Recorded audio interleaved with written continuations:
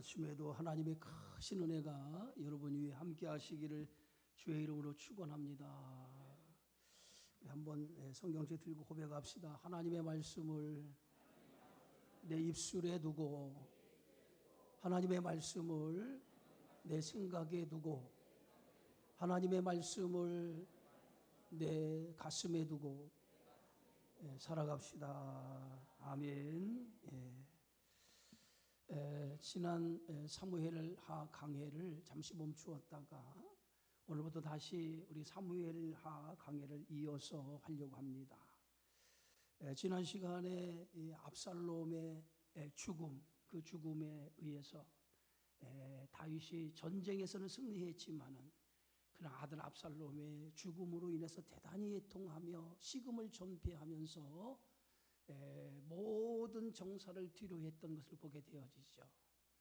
백성들이 그 모습을 보면서 왕은 어찌 아들의 죽음만 슬퍼합니까? 전쟁에 나가서 수많은 사람이 왕을 위해서 죽었는데 어찌 왕은 아들의 죽음에만 슬퍼해서 이 정사를 돌보지 않습니까? 라고 다윗에게 그렇게 얘기할 때 다윗이 그 말을 듣고 정신을 가다듬고 이제 다시 한 나라의 왕으로서 다시 예루살렘에 귀환하는 것을 준비하게 되어졌던 것을 봅니다.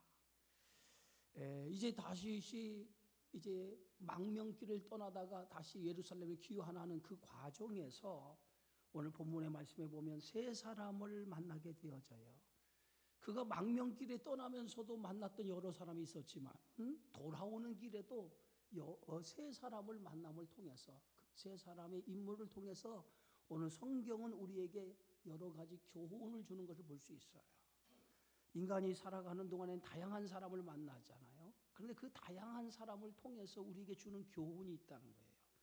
그래서 성경에 오늘 세 사람의 이름을 기록하면서 다윗이 그 귀한 길에 만난 이 사람을 통해서 우리에게 주는 그 말씀이 무언가를 오늘 이 시간을 잘 말씀을 통해서 깨닫는 복된 시간이 되어지기를 주의 이름으로 축원합니다. 먼저 첫 번째 만난 사람이 누구냐면 시므이라고 하는 사람이에요. 이 시므이라고 하는 사람은 다윗이 피난길을 떠나면서도 만났던 사람인데 돌아오는 길에도 만났던 사람이 바로 시므이라고 하는 사람이에요.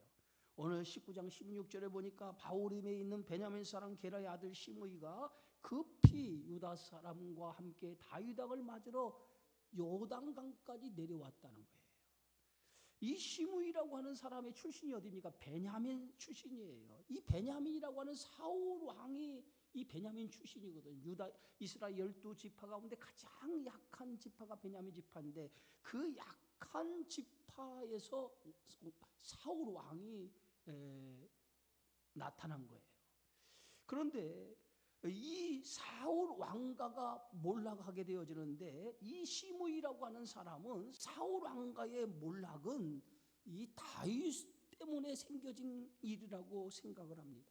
그래서 다윗이 피난길을 떠나게 되어졌을 때에 그때에 다윗을 찾아와 온갖 모욕을 퍼부었던 사람이 바로 시므이라고 하는 사람이었어요. 그런데 그 당시에 이렇게 다윗에게 돌을 던지고 온갖 모욕을 쏟아부었던 그 시므이를 향해서 다윗의 신복 중 하나인 아비새가 그 다윗 왕을 저주하는 것을 보고 내가 가서 그의 머리를 베겠다라고 그렇게 얘기를 합니다. 그랬더니 다윗이 그 아비새를 말리면서 그가 지금 저주하는 그 저주의 소리는 하나님이 나를 향해서 저주하는 것이다 라고 그 시므이의 저주의 소리를 마치 하나님이 자신을 향한 저주를 내리는 것이라고 하나님의 음성으로 받아들였던 것을 보게 되어지죠. 여러분, 자신이 곤란 중에 있을 때 자신을 향해 저주하는 그 저주의 소리를 마치 하나님의 음성으로 듣는다라고 하는 것은 쉬운 일이 아니죠. 다윗이 영적으로 깨어있지 못하고 그가 영성이 내리막길 갈 때는 우리아의 아내 밧세바로 인해서 여러 가지 문제가 생겼습니다. 그러나 이제 다윗이 이제 자기 아들 압살롬의 반역을 통해서 그가 피난길을 떠나면서 그 가운데서 다윗의 영성이 서서히 회복되는 것을 보는데 그 회복되는 그 속에서 다윗은 하나님의 뜻을 찾는 것을 보게 되어지죠.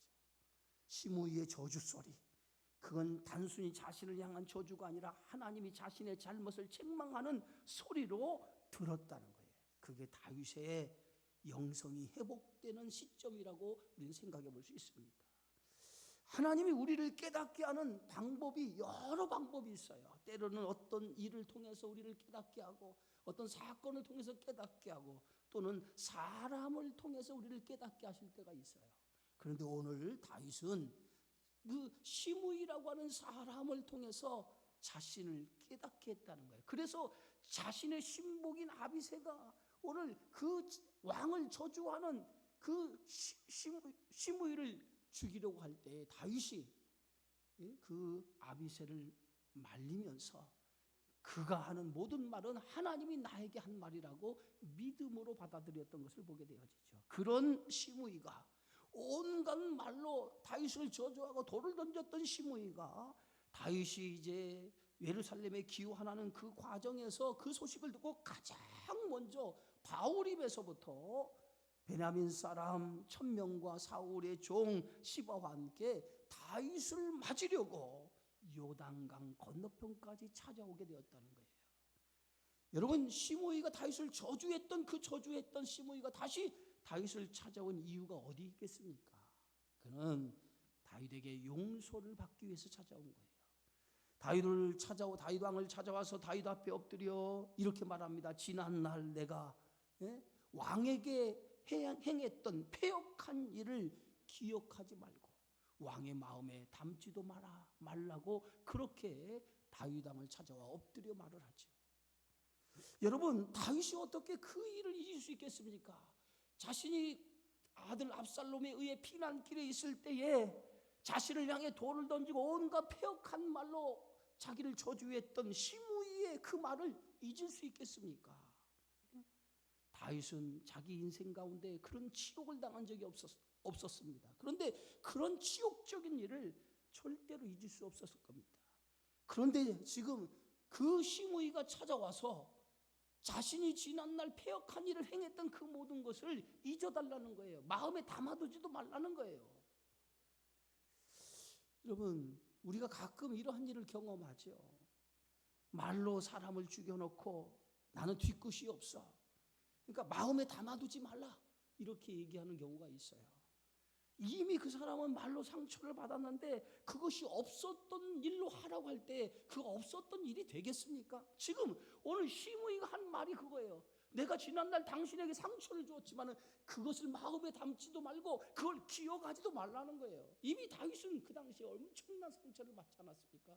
그러나 그 상처를 하나님이 자신에게 준 음성으로 받아들이고 그가 그것을 마음에 새겼던 거 아니겠어요?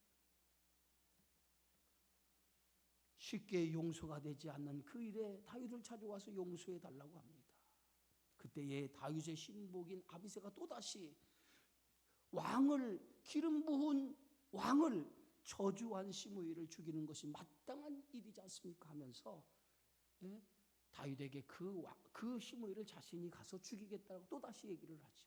그때에 다윗은 아비새를 말리면서 너는 이 일에 끼어들지 말라라고 말합니다. 그러면서 다윗은 시므이를 처단하지 아니하고 용서와 관용을 베풀어 주는 걸 볼 수 있어요. 오늘 23절에 보니까 왕이 시므이에게 이르되 내가 죽지 아니하리라 하고 그에게 맹세하니라. 자신을 저주하고 돌을 던졌던 그 시므이, 그가 이제 다윗이 왕권에 복귀하니까 그 다윗에게 엎드려서 용서해 달라고 할 때에 다윗은 지난날의 모든 것을 다 관용으로 용서해 주었다는 거예요. 마태복음 18장에 보니까 베드로가 예수님께 묻습니다. 형제가 죄를 범하면 몇 번이나 용서해야 됩니까? 형제가 죄를 범하면 몇 번이나 용서해야 되냐고 이렇게 용서에 대해 물었을 때에 예수님께서 베드로에게 이렇게 대답을 하죠. 7번씩 70번까지라도 용서해라. 여러분, 7번씩 70번까지 용서하라고 하는 이 예수님의 말씀은 용서는 무한대로 하라는 거예요. 끝이 없다는 거예요. 무조건 용서하라는 거예요.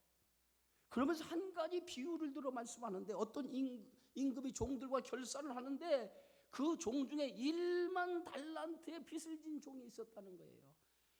그 1만 달란트의 빚이라고 하는 것은 어마어마한 빚을 진 거예요. 갚을 수 없는 빚을 진 거예요. 그 종을 불러서 그 종이 나는 이 빚을 갚을 수 없다라고 얘기할 때 그 주인이 그 1만 달란트의 빚을 탕감해 줍니다.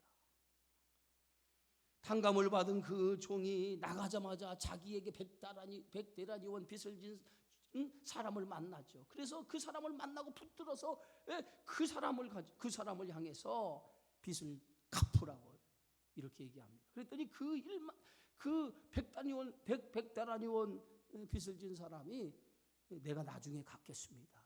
내가 나중에 갚겠습니다 하고 사정을 합니다. 그랬더니 그 사정도 받아주지 않냐고 그 사람을 옥에 가둬버리죠. 동료들이 이 사실을 임금에게 고하죠. 임금님이 그 어마어마한 빚을 진 종을 용서해 줬는데 그 종은 100데나리온이 된 자기 종료의 빚을 탕감해 주지 않고 오히려 옥에 가둬버렸습니다. 그랬더니 그 임금이 그 종을 불러다가 나는 너에게 갚을 수 없는 어마어마한 빚을 탕감해 줘. 너는 고작 100데나리온의 네 동료의 빚을 용서해 주지 않느냐. 오히려 그 종을 감옥에 가두라고 명령했던 것을 보게 되어지죠. 이 비유를 가만히 들어보세요. 1만 달란트의 빚을 진 사람이 누구예요? 그게 우리들이에요. 갚을 수 없는 빚을 진 사람이 우리들이에요. 그런 우리가 예수 그리스도의 십자가의 은혜로 우리가 용서를 받았어요. 그런데 우리는 그런 어마어마한 빚을 졌는데도 불구하고 주님이 우리의 죄를 용서해 줬는데 우리는 조그마한 것까지도 용서하지 못하고 살 때가 너무 많다는 거예요. 우리 모두는 허물과 죄가 있는 사람입니다. 이 중에서 허물과 죄가 없는 사람이 어디 있습니까? 모두가 다 허물과 죄가 많은 사람이에요. 그 허물과 죄가 많은 우리를 주님이 용서해 주신 거예요. 오늘 다윗은 비록 자신이 피난길에서 자신을 향해 저주하고 욕하고 조롱하고 돌을 던졌던 그 사람이지만은 오늘 다윗은 그리스도의 사랑으로 하나님의 마음으로 그에게 관용과 용서를 베풀어 주었다는 거예요. 그것이 오늘 다윗의 행위 가운데 하나인데 그런 마음이 오늘 우리에게도 있어지기를 주의 이름으로 축원합니다. 두 번째 다윗이 귀한 길에 만났던 사람이 누구냐? 오늘 성경 말씀 24절에 보니까 이렇게 써 있어요. 사울의 손자 무비보셋이 내려와 왕을 맞으니 그는 왕이 떠난 날부터 평안히 돌아오는 날까지 그의 발을 맵시내지 아니하며 그의 수염을 깎지 아니하며 옷을 빨지 아니하였더라 라고 말합니다. 두 번째 다윗이 예루살렘으로 귀환하는 그 길에 요단강에서 만났던 사람은 누구냐면 무비보셋이라고 하는 사람이에요. 무비보셋이 누굽니까? 사울의 손자예요. 요나단의 아들입니다. 사울의 혈육 가운데 유일하게 남은 자가 무비보셋인데 이 무비보셋은 요나단의 아들로서 다윗이 요나단과 깊은 우정을 나누면서 그의 아들들을 내가 책임져 주겠다고 약속했던 사람이에요. 그래서 다윗이 왕이 되자마자 가장 먼저 사울 왕가의 사람을 찾기 시작을 했는데 그 사울 왕가에 유일하게 남은 사람이 무비보셋이었어요. 그래서 다윗은 그 무비보셋을 찾아서 왕궁에 데려와서 왕의 식탁에 함께 앉으며 사울 왕가의 모든 재산을 무비보셋에게 돌려주었던 것을 봅니다. 그런데 이런 무비보셋이 다윗이 피난길을 갈 때에 다윗과 함께하지 않았어요. 그런데 이제 다윗이 황궁 예루살렘으로 귀환한다는 그 소식을 듣고 무비보셋이 다윗을 맞이하기 위해서 요단강까지 찾아간 거예요. 그때 다윗이 무비보셋에게 이렇게 물어요. 내가 어찌하여 나와 함께하지 않았느냐? 내가 어찌하여 나와 함께하지 않았느냐? 다윗은 무비보셋이 자신이 피난길에 있을 때 자신과 함께하지 않은 일에 대해서 대단히 불쾌하게 생각했다는 거예요. 그래서 내가 어찌 나와 함께 가지 않았느냐고 물어요. 그러나 이 무비보셋은 다윗이 피난길에 있을 때에 자신도 다윗과 함께 피난길에 함께 하려고 했었던 것을 볼 수 있어요. 그래서 자기 종 시바에게 나귀의 안장을 지우고 모든 것을 함께 다윗과 함께 피난길에 함께 할 수 있도록 준비하라고 시켰는데, 그 무비보셋의 종인 시바가 이 무비보셋을 속이고 나귀의 떡과 번포도를 싣고 자기 혼자 다윗을 만나기 위해서 간 거예요. 왜냐하면 이 무비보셋이라고 하는 이 사람은 불구자였어요. 다리가 저렇던, 스스로 힘으로 움직이기 힘든 몸을 가지고 있었기 때문에 자기 힘으로는 나귀의 안장을 지울 수 없고 자기 혼자는 나귀에 탈 수도 없기 때문에 자기 종을 시켜서 모든 것을 준비시켜서 자기와 함께 다윗의 피난길에 함께 하자고 했는데, 시바가 이 무비보셋을 버리고 자기 혼자 다윗을 찾아갔던 것입니다. 이제 무비보셋을 놔두고 시바가 혼자 다윗을 찾아가서 그 시바가 다윗에게 음해를 하죠. 오늘 성경 말씀에 보니까 뭐라고 음해하냐면 16장 3절에 보니까 이렇게 써 있어요. 내 주인의 아들이 어디 있느냐 하니 시바가 왕께 아뢰되 예루살렘에 있는데 그가 말하기를 이스라엘 족속이 오늘 아버지의 나라를 내게 돌리라고 하나이다. 결국은 다윗을 찾아간 그 시바가 온갖 음식을 가지고 다윗을 찾아가면서 피난길에 있던 다윗을 찾아가서 뭐라고 얘기하냐면, 지금 무비보셋이 왜 함께 하지 않았냐, 내 주인인 무비보셋과 왜 함께 오지 않았냐고 물으니까 이스라엘 족속이 오늘 무비보셋을 왕으로 삼으려고 합니다 라고 거짓으로 음해했던 것을 보게 되어지죠. 결국 그 음해한 그 소리를 다윗이 듣고 사울 왕가의 모든 재산을 시바에게 다시 돌려주죠. 시바에게 줍니다. 그러나 이제 귀한 길에 이르게 되었을 때에 무비보셋이 그 요단강까지 다윗의 귀한 길에 맞이하러 간 거예요. 그때 다윗이 무비보셋에게 물어요. 왜 나와 함께 하지 않느냐라고 물을 때, 여차여차해서 내가 함께 하지 못한 것입니다 라고 얘기하면서 왕이 예루살렘 길에 돌아오는 날까지 나는 발도 씻지 않고 수염도 깎지 않고 옷도 빨지 않은 채 내가 다윗 왕이 오기만을 기다렸습니다 라고, 자신이 다윗이 피난길에서 고난을 받을 때 자신도 함께 고난을 받았다라고 하는 것을 자신이 얘기를 하죠. 이러므로 통해서 그 무비보셋의 종 시바의 거짓말이 다 드러나죠. 자, 그렇다면 다윗은 모든 자초지종을 다 들었어요. 그렇다고 하면 다윗은 어떤 조치를 내려야 되지 않습니까? 그런데 다윗은 어떤 조치도 내리지 않아요. 그러면서 시바와 밧을 나누라고 이렇게 얘기하면서 그 시바에게 관용을 베풀어 주는 것을 보게 되었죠. 여러분, 무비보셋은 이렇게 자신이 억울하게 자신의 재산을 이제 시바에게 반을 나누어 주라고 이렇게 얘기함에도 불구하고, 이 무비보셋은 다윗의 불공정한 처사에도 다윗이 베푼 은혜를 잊지 아니하고 고백하는 것을 보게 되어지죠. 그 고백이 뭡니까? 오늘 30절에 무비보셋이 왕께 아뢰되 내 주 왕께서 평안히 왕궁에 돌아오게 되었으니 그로 그 전부를 차지하게 해달라. 이거는요, 무비보셋이 지금 다윗에게 받은 은혜가 얼마나 큰 은혜를 받았는지를 고백하는 말이에요. 나는 재산에는 관심이 없습니다. 왕이 평안하게 돌아온 것 하나로 나는 만족합니다. 이 무비보셋은 왕의 식탁에 함께하는 은혜를 입었어요. 원래 사울 왕가의 사람이라면 다윗이 왕이 들어서 정권이 바뀌면 그 모든 사람을 다 숙청하는 게 정상적인 거예요. 그다음에 무비보셋의 생명도 이미 죽은 자와 마찬가지였어요. 그런데 다윗이 그의 생명을 살려주고 그를 왕의 식탁에 함께하는 그러한 은혜를 베풀어 준 거예요. 무비보셋은 그 은혜를 잊지 않았습니다. 다윗이 자신의 생명을 살려주고 가족처럼 여기는 그 은혜를 잊지 않았어요. 그래서 그 은혜에 감사해서 자기는 재산에는 관심이 없고 다윗이 베푼 은혜, 그 은혜 안에서 다윗에게 오히려 감사로 고백했던 것을 보게 되어지죠.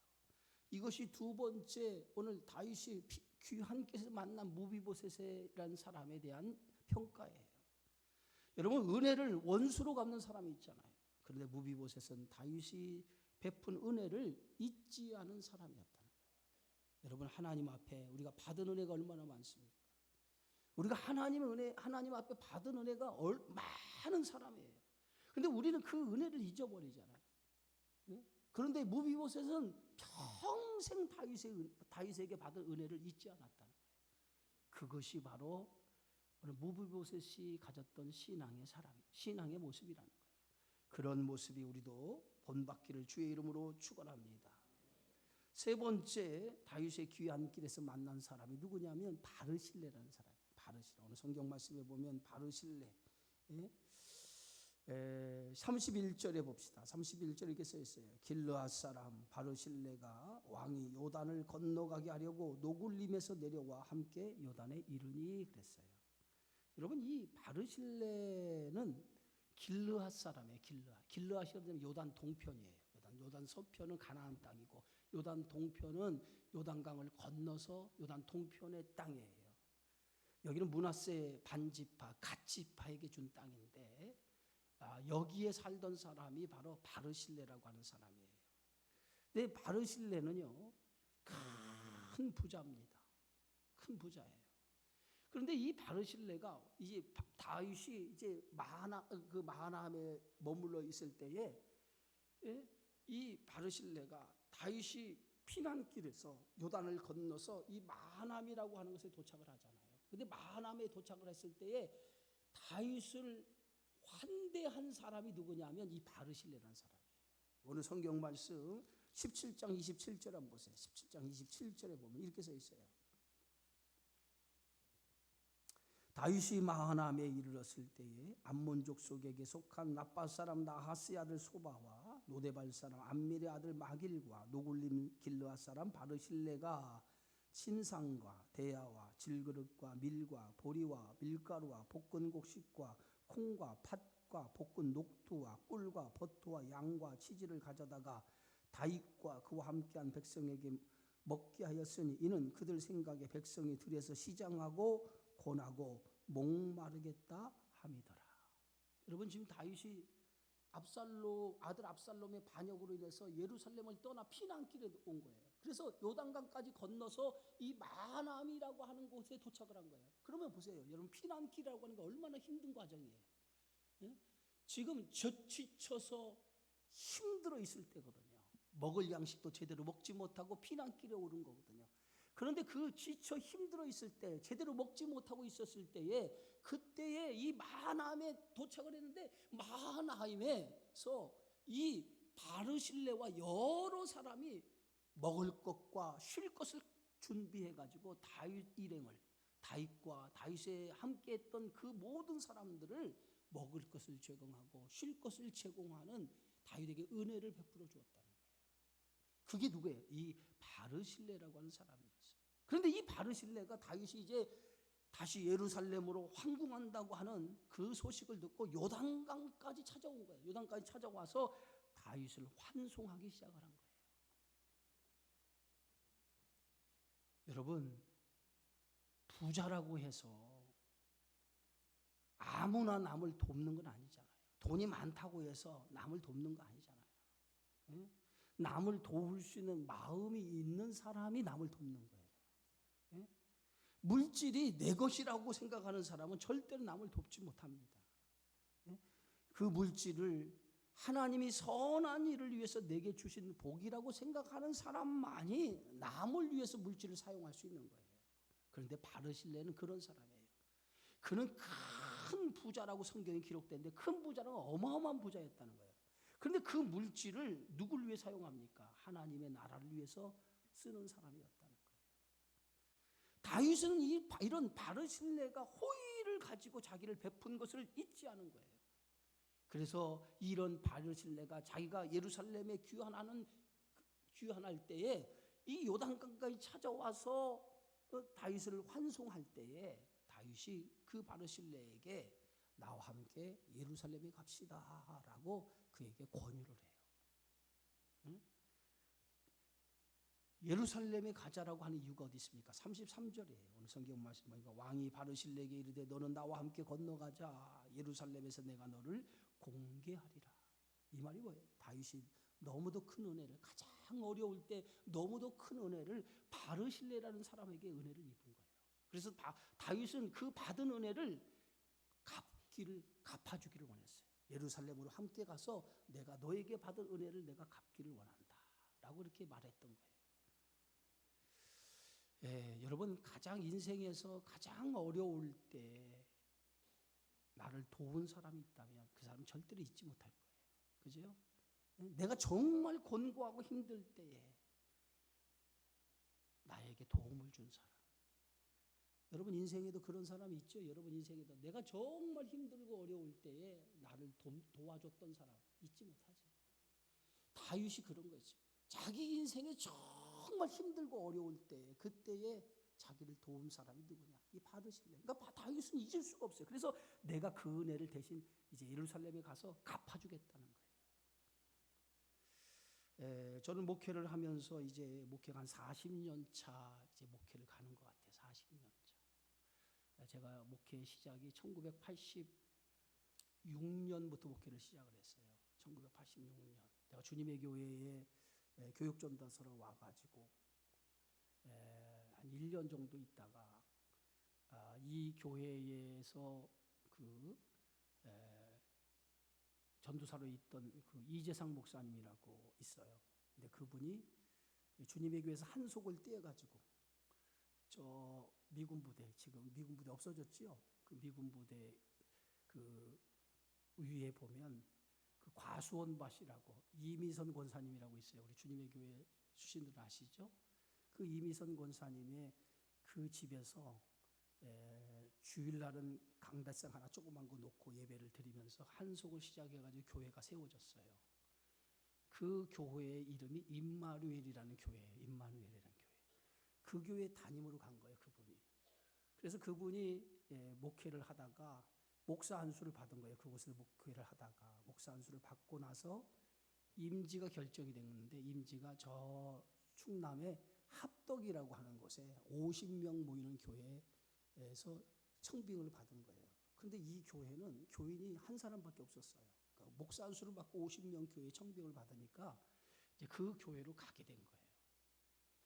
그러면서 그 이제 임마누엘 교회에 한 명의 교인인데 그 교회 담임자를 구해야 되는데 담임자가 올 사람이 없는 거예요. 왜냐하면 교회도 없고 주일날 뭐요 교회는 뭐 그 권사님 집에 마루에다가 당대상 하나 놓고 예배를 드리다가 그 얼마 전에 위에 올라가면 절간이 하나 있는데 그 절간에 몇 평이나 한 5평 되나요? 그곳에 한 달에 2만 원 월세를 주고 그곳을 빌린 거예요.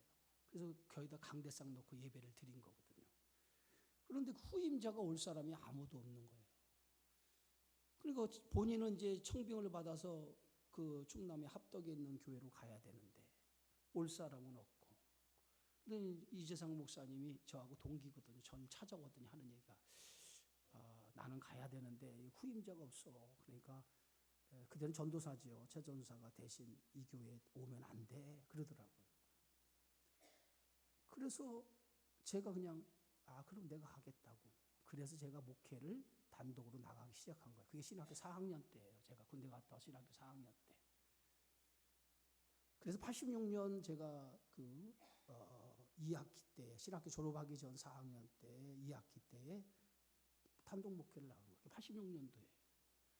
그러다가 그곳에서 목회를 하다가 제가 88년도에 하남으로 내려와서 다시 개척을 시작을 했어요. 그러면서 이제 목회가 이제 다시 새롭게 시작한 게 지금까지예요. 지금까지. 그런데 제가 목회를 하면서 잊을 수 없는 것이 뭐냐면 당시에 교회를 개척하면서 이제 월세에 있었거든요. 월세에 있어봐도 뭐 천에 뭐 20만 원, 주택도 뭐 천에 뭐 25만 원 이렇게 월세에 살았는데 당시 이제 건물을 이제 우리가 이사를 가게 됐어요. 어떤 건물을 이렇게 해서 이사를 가게 됐는데 그때에 뭐 돈이 있어야죠. 돈이 없으니까 목돈이 있어야 뭐 교회를 이사할 수 있는 형편이 되는데 없어서 제가 교인 10사람이 그때 당시 교인 10명에게 그리고 많지 않은 교인인데 10사람에게 제가 부탁을 했어요. 200만 원씩만 헌금해주면 이사를 갈 수 있는데 라고 부탁을 했어요. 개별적으로 부탁을 했습니다. 공식적으로 부탁한 게 아니라.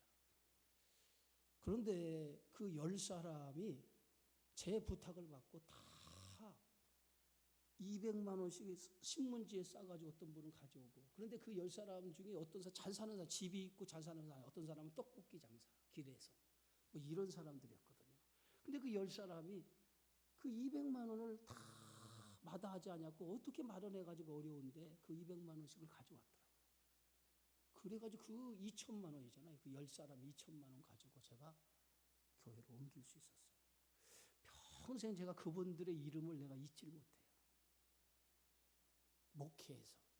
그 당시 20년이 훨씬 넘은지니까 얼마나 큰 돈이겠어요. 그런데도 그렇게 어려운 가운데도 그렇게 헌신하는 분들이 있었더라고요. 뭐 얘기하려면 많죠. 목회를 하면서 얘기하려고 하면 너무 많은 게 많죠. 지금도 돌아가신 우리 신정순 씨 어머니, 그 어머니는 명절 때 설날이 됐는데 설날에 가장 어려운 성도의 가정이 어딘가 생각해 보니까 그 가정이 제일 어려워요. 왜냐하면 딸이 정신병이거든요. 약간 정신병이 걸리고 어머니가 그 딸 때문에 가지 못하고 사위의 집에 방 한 칸에 얹혀서 사는데 어려워. 지금 이제 그 집이 어디냐, 호산연화 지금 저기 그 임대 아파트 지어진 거기에 있었거든요. 명절 때 가만히 생각하니 어느 집에 찾아가서 신방을 하면 제일 좋을까 하다가 그 사람의 집이 생각나서 찾아갔어요. 그랬더니 그분이 목사님이 명절에 구정이죠. 설날에 자기 집에 왔다고 너무 좋아하는 거예요. 그러면서 만둣국을 끓여준 거예요. 만둣국을 먹고 가라고. 그런데 그 집이 만둣국을 끓여서 오는데 사실은요, 바퀴벌레가 얼마나 많은지 집에 들어가면 앉으면 바퀴벌레 천지야. 바퀴벌레 천지. 그런 집에서 여기서 뭐냐면 그 만둣국을 끓여서 먹고 가라고 하는데, 떡국을 끓여서 먹고 가라는데 여러분 먹을 생각이 나겠어요? 그런데 그 주의 종이 왔다고 대접을 한다고 하니 내가 안 먹겠다고 얘기할 수 없잖아요.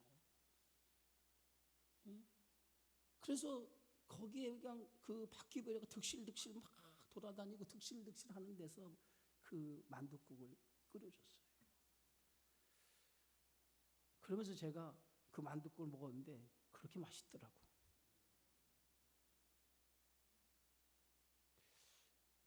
내가 지금도 잊지 못하죠.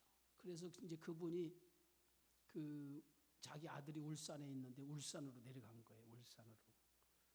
딸 혼자도 울산으로 내려갔는데 울산에서 신방을 간 거죠. 몸이 아프시다고 연락을 받아서 신방을 갔어요. 울산 지금은 이제 내비가 없잖아요. 내비가 다 물어서 가야 되는데 울산이라는 것은 저는 태어나서 처음 가본 거거든요. 어디가 어딘지 모르고 그냥 간 거예요. 그냥 근데 대충 뭐 주소만 받아가지고 간 거예요. 아무리 뭐 묻고 해가지고 찾아갔어요. 그랬더니 집에 딱 가자마자 뭐가 하나 집 문 앞에 딱 걸려 있는 거예요. 뭐가 걸린지 아십니까? 초상 난 그게 딱 걸렸더라고요. 그래서 딱 들어가 보니까 기순도 권사예요. 그분이 기순도. 지금도 이름 짓잖아요. 기순도. 돌아가신 거예요. 그런데 내가 간다고 통화를 했는데 아들이 나한테 목사님이 아프다고 해서 얘기했던 모양이에요. 목사님이 오신다고 했다고. 그러니까 나를 기다리다가 그냥 돌아가신 거예요. 거기서 나를 목사님 오시기만을 기다리다가 돌아가신 거예요. 그런데 돌아가셨는데 그분이 돌아가시기 전에 지금까지 교회를 나오지 못한 헌금을 딱 모아놨더라고. 봉투에다 모아놓고 또 뭐냐면 또 하나의 봉투를 준 거예요. 목사님 여비하라고 봉투까지 마련해서 목사님은 꼭 드리고 그거 기도해달라고. 제가 너무 많이 울었어요. 그래서 너무 많이. 평생 목회하면서 있지 은혜.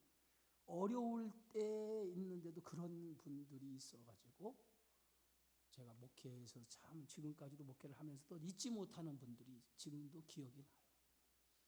근데 인생에 있으면서 여러분 인생에도 그런 어려울 때 도운 사람들 있잖아요. 어려울 때 돕는 사람. 그런데 바르실레라고 하는 사람이 바로 그런 사람이었다는 거예요. 예? 자기는 어떤 대가를 바라고 한 일이 아니라는 거예요. 그러면서 다윗이 자신이 행한 일에 대해서 모든 것을 갚아주겠다고 하니까 나는 거절하고 자기 아들을 대신 보내요. 나중에 그 아들을 대신 보냈는데 그 아들의 이름이 김함이라는 사람이에요. 오늘 성경에 보면 김함이라는 사람. 근데 그 김함이라고 하는 사람에 대한 이야기는 성경에 전혀 나오질 않아요. 그래서 오늘 열왕기 상에 보면 다윗이 죽기 전에 유언을 하나 남겨요. 그 아들 솔로몬에게 유언을 남기는데 어떻게 유언을 남기냐 하면 오늘 이렇게 써 있어요. 열왕기 상 2장 7절에 보니까 마땅히 길르앗 바르실레 아들들에게 은총을 베풀어 그들이 내 상에서 먹는 자 중에서 참여하게 하라. 내가 내 형 압살롬의 낫을 피하여 도망할 때에 그들이 내게 나왔느니라.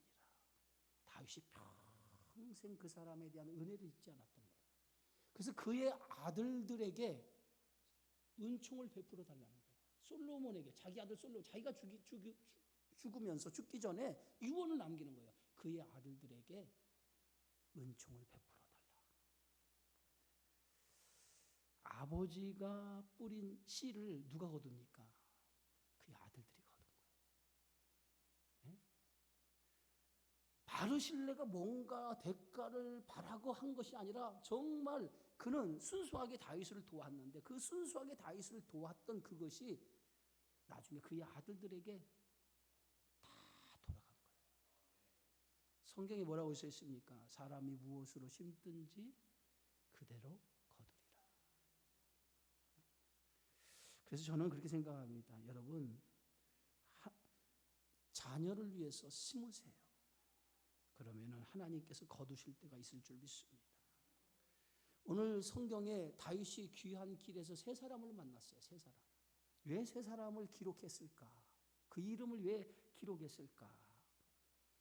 저는 이 세 사람은 우리가 살아가는 인생 속에 만나는 사람들이라는 거예요. 우리가 살아가면서 만나는 사람들의 모습이라는 거예요. 첫 번째 사람은 뭡니까? 시므이예요. 시므이는 누굽니까? 자기 이익만을 위해 살아가는 사람이에요. 두 번째 사람이 누굽니까? 무비보셋이에요. 무비보셋을 은혜를 잊지 않고 살아가는 사람이라는 거예요. 세 번째 사람은 누굽니까? 바르실레예요. 가진 것을 나누며 살아갔던 사람이라는 거예요. 여러분 어떤 사람이 되고 싶습니까? 저는 이 19장의 이 한 단락에서 세 사람의 인물을 통해서 하나님이 기뻐하시는 사람은 어떤 사람일까를 생각해 봤어요.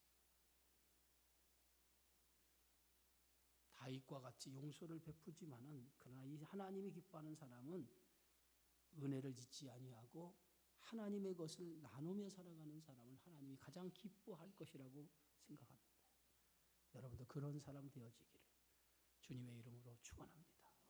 기도합니다. 하나님 은혜 고맙습니다. 오늘도 주신 이 말씀을 통해서 다시 한번 하나님의 놀라운 은혜를 깨닫는 저희들 되어지게 하시고 우리가 하나님이 기뻐하는 사람이 되는 일에 힘쓸 수 있도록 저희들을 축복해 주옵소서. 예수님의 이름으로 기도하옵나이다. 아멘.